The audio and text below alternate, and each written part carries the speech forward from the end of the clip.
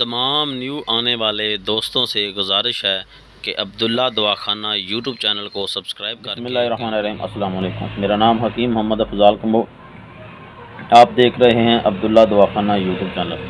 मेरे दोस्तों, मैं आज आपको लौंग के बारे में थोड़ी सी तफसील से बताऊंगा कि लौंग क्या है और किन बीमारियों में इस्तेमाल होता है और उसके क्या क्या फ़ायदे हैं। सबसे पहले आपसे गुजारिश है कि मेरे चैनल को सब्सक्राइब करें, बेल आइकन के बटन को ज़रूर प्रेस करें ताकि आने वाली नई वीडियो आप तक सबसे पहले पहुँचे और आप उससे इस्तेफादा हासिल कर सकें।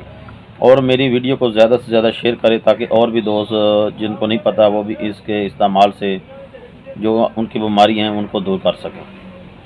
सबसे पहले लौंग जो भूरे रंग की कली होती है, ठीक है, दरख्त की कलियाँ होती हैं, ठीक। इसके मिजाज के लिहाज से इसका मिजाज गर्म और खुश्क तीसरे दर्जे में होता है।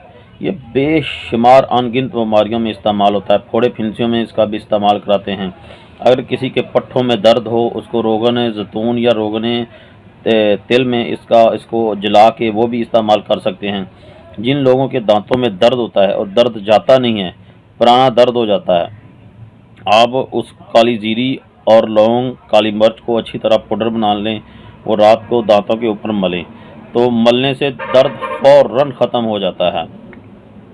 इसके अलावा जिन लोगों को मर्दाना कमज़ोरी है, असाबी कमज़ोरी है, पट्ठों की कमज़ोरी है, वो 3 लौंग ले लें, 1 गिलास दूध ले लें। 1 गिलास दूध में 3 लौंग को इतना पकाएं कि जब 1 गिलास आधा गिलास रह जाए तो सुबह शाम उसको पिएं।